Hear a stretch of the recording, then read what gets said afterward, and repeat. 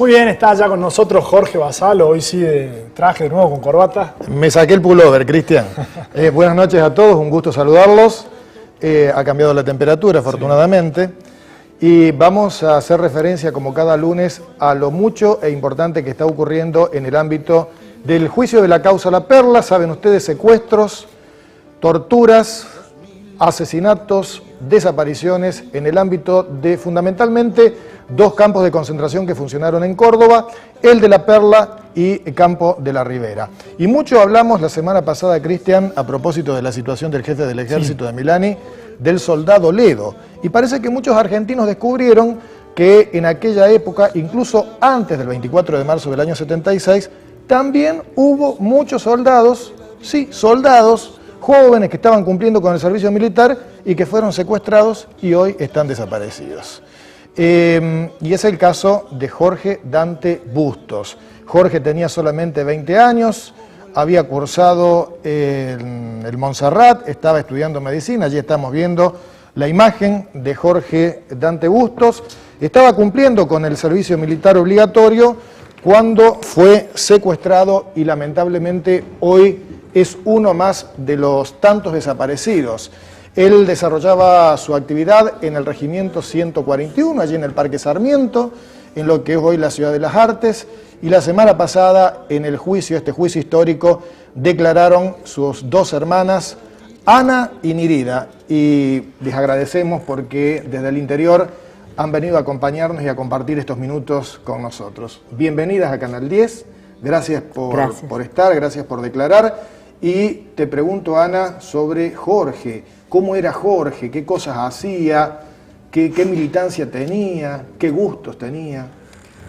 Bueno, Jorge era un ser excepcional, un muchacho vivaz, un niño muy vivaz, y más adelante, cuando fue más grande, que empezó a militar, un militante con ideas claras, con muchas convicciones. Un monserratense.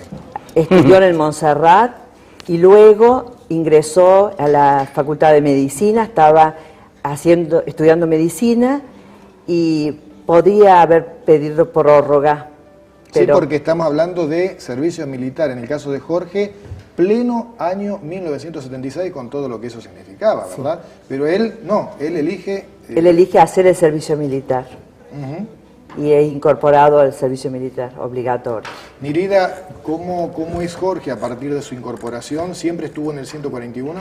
Siempre estuvo en el 141. Al principio fue porque él lo incorporaron en Catamarca, pero luego lo trasladan acá al 141 y estuvo en el 141 haciendo el servicio militar ahí, hasta el 10 de septiembre, que es el día que le iban a dar la baja, porque tenía una úlcera sangrante, le habían diagnosticado en el hospital militar. Pero lo iban a dejar internado, pero después dijeron así que no, que le iban a dar la baja para que en casa lo cuidaran mejor. ¿Estaba contento Jorge que se iba de baja? Estaba muy contento, sí, estaba contento. Ese día fue a comer a casa, fue al regimiento esa mañana, después se fue a comer a mi casa, porque yo ya era casada con 2 hijos, y comimos, de ahí nos fuimos a la casa de mis padres. Él se puso a lustrar los borceguíes, el rancho, y a prepararse, y pensando de que esa noche iba a volver con algunos amigos, iba a tomar una cerveza para festejar su baja. Le había pedido el auto a tu papá, creo, ¿no? Sí, se fue en el auto de mi padre, que quedó en el regimiento. ¿Te acordás qué auto era? Sí, un AMI 8 azul. Bien, él llega al regimiento y a partir de allí, ¿qué es lo que ocurre? Y él llega al regimiento a las 4 de la tarde, más o menos, y por compañeros de él, otros soldados, nos cuentan que él estaba dentro, como si fuera una galería dentro del regimiento. Iba y venía y no sabía por qué no le entregaban la libreta. Hasta que a último momento empezó como a sospechar, le dijo a unos compañeros, acá está pasando algo raro. Y ahí por comentarios, después de mucho buscar y averiguar, sabemos que Stroessner y Fader lo llevaron a una oficina contigua al campo. ¿Quiénes eran? Perdón, Nirida. Stroessner y Fader. ¿Quiénes eran? Y eran militares que estaban dentro de ahí del regimiento. Digamos, con autoridad allí. Sí, no sé qué cargos tenían, no sé. Estaba Anadón también en el 141. También Anadón, Claro, sí. Anadón, así como relata Niro, cuando Jorge lo secuestra Stromer y Fader, y nosotros nos enteramos del secuestro de Jorge porque hacen un allanamiento en la casa paterna esa noche, y diciendo que Jorge era un desertor, que lo estaban buscando, que era un desertor. Entonces, al otro día, como mis padres no estaban en Buenos Aires, nosotros, mi hermano Daniel más chico, Niro y yo, fuimos al 141 a preguntar qué pasaba con Jorge. ¿Quién los recibe allí? Nos recibe Anadón y Stromer. Y ahí nos dicen que Jorge era un excelente soldado, pero que se había escapado, se había fugado del regimiento. A lo que le contesto, no puede ser, es imposible, lo hubieran bajado de un tiro, y si se hubiera querido escapar, se hubiera escapado en el auto. Era una mentira grande como una casa porque Por supuesto. se estaba yendo de baja. ¿Cómo es que comienzan la búsqueda, o en todo caso, qué es lo que Anadón le sugiere a ustedes? Que vayan a preguntarle. Que fuéramos a preguntar a algunos amigos, quizás alguna novia que él podía tener, Ajá. y que nosotros no conociéramos, y que buscáramos en la morgue. ¿Fueron a la morgue? Fuimos a la morgue, nos dijeron esa noche no había ingresado ningún cuerpo, y bueno, y que buscáramos en todas partes, en las casas de los amigos. ¿Le fueron a preguntar a Primatesta, al arzobispado? Mis padres, en una oportunidad, fueron a hablar con Primatesta, les dijo que rezaran. Esa es la respuesta de Primatesta. Esa que fue la rezaran. respuesta de Primatesta. Nirida, ¿cómo ustedes reconstruyen, ya después con el paso del tiempo, lo que en verdad había ocurrido, lo que en verdad habían hecho con Jorge? Y bueno, ya mis padres estaban ya en la organización de familiares de desaparecidos y presos políticos. Y llega a la comisión, a las oficinas, unas listas donde figuraban esta chica Graciela Geuna, donde ella pone una lista de todo lo que ella había visto en el campo de La Perla. Y entonces ahí en la lista figura soldados del 141 que fue al regimiento en el auto de su papá, el AMI 8 azul, así textuales decía. Graciela Geuna, le cuento a la gente, fue sobreviviente Sí. de La Perla, una de las pocas que tuvo mucho tiempo en La Perla, y gracias a los sobrevivientes se puede reconstruir todo esto. Exactamente. Y ella pone abajo no confidencial, que quería decir que ella no lo había visto. Entonces mis padres hacen una carta y le ponen que por favor le envíe esta misma carta a quien le había dado este dato.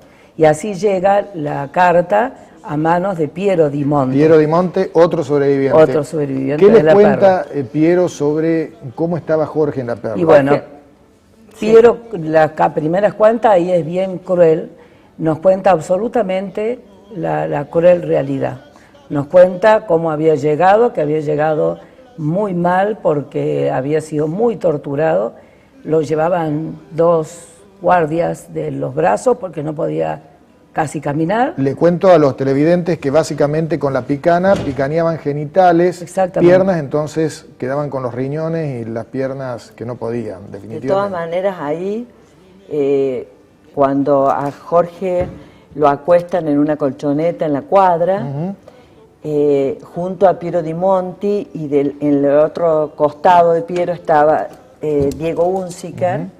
Ahí él le cuenta que a pesar de haber pasado por 2 torturas, a él lo iban a pasar a una prisión normal, digamos. Cosa que finalmente no ocurrió. Por supuesto que no. Estamos repasando algunas fotografías de la familia. Sí, ese es En en el un medio cumpleaños. Jorge. ¿Ese es Jorge? Ese Este es es Jorge. Jorgito en su cumpleaños, primer año. Primer año. Sí. Este es el casamiento de Ana María. Bueno, estábamos con mi hermana Albita, mi hermano Daniel, yo soy yo, Aldo, Ana María y mi Jorge. hermano ¿Son Jorgito. cuántos? ¿4 o 5 hermanos? 5 hermanos. 5 Cinco hermanos. hermanos. 5 hermanos. Esta Esa es la primera comunión de mis Jorge, abuelos. de Jorge y de Daniel. Jorge, y esa es mi Esta familia. es toda la familia.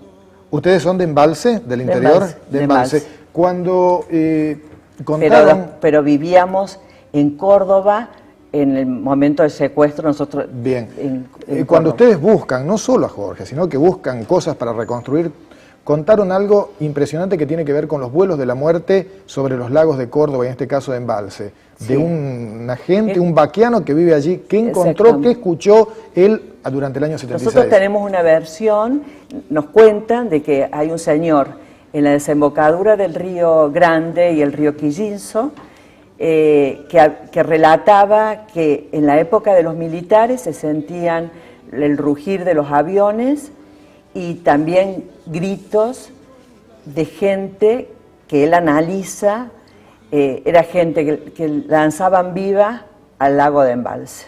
Y encontraron... Él encontró unas esposas con un hueso del antebrazo. Lamentablemente el hueso todavía no lo hemos visto nosotros, pero sí las esposas que le hemos sacado fotografía y le hemos entregado al tribunal esta prueba. Un dato muy importante que tiene que ver con los vuelos de la muerte, que también, hay que decirlo, existieron en Córdoba. Exactamente. Nirida, lo último, cuando declaraste el otro día en un momento, es como si te hubieses puesto a hablar con tu hermano. Y te empezaste a preguntar, querría saber si tuvo miedo, qué dijo, qué no dijo, cómo murió. ¿Cómo te imaginás ese encuentro con Jorge hoy? ¿Cómo me lo imagino? Le quisiera decir, Jorgito, presente. Porque estás presente en cada militante que tienen tus mismos ideales, tus mismas ganas de cambio. Eso le diría. Descansa, que ya en el país hay nuevos aires. Les agradezco que hayan venido a compartir estos minutos con nosotros. Gracias. Bien. Muchas Cristian, gracias. algo de la historia del soldado que no fue un desertor, porque Jorge Bustos no fue un desertor, fue un militante y por eso lo torturaron y por eso lo asesinaron. Bueno, la verdad nos deja como siempre la piel de gallina este espacio. Muchas gracias a nuestras invitadas de hoy, muchas gracias a Jorge. Nos estamos yendo, estuvimos analizando política aquí con Diego Tatián, con Víctor Mazalay, también con Luis Dalaglio, comportamiento de los electorados. ¿Piensan ustedes, ya tienen claro a quién van a votar? ¿Por qué? La seguimos el próximo lunes aquí en Zona Política a las 10:30 de la noche. Muchas gracias, que la pasen bien.